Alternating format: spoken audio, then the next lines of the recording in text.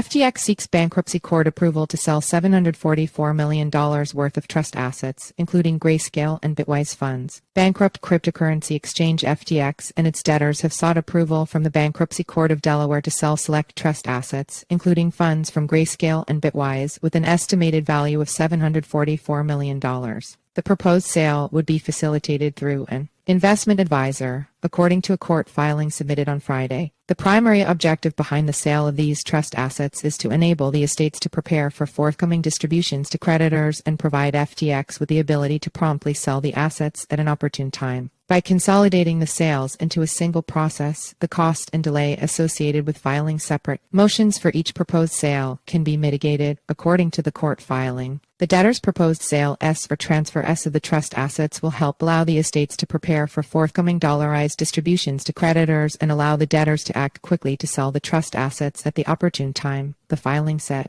Additionally, because the debtors may sell the trust assets to one or more buyers in one or more sales pursuant to the sale procedures will alleviate the cost and delay of filing a separate motion for each proposed sale. Proposed trust includes Grayscale and Bitwise funds. The trust assets in question consist of $681 million held across 5 Grayscale trusts and $53 million managed by Bitwise, based on market values. The debtor's judgment is that proactively mitigating the risk of price swings will best protect the value of the trust assets, thereby maximizing the return to creditors and promoting an equitable distribution of funds in the debtor's plan of reorganization. In addition to utilizing an investment advisor for the sale process, the debtors have proposed the establishment of a pricing committee with representation from all stakeholders. The investment advisor would be mandated to obtain a minimum of 2 bids from different counterparties before finalizing any asset sale. The Bankruptcy Court of Delaware will now review and consider the request from FTX and its debtors. Bankman-Fried faces 115 years in prison. Last week, FTX founder Sam Bankman-Fried was found guilty by a jury of defrauding customers and lenders.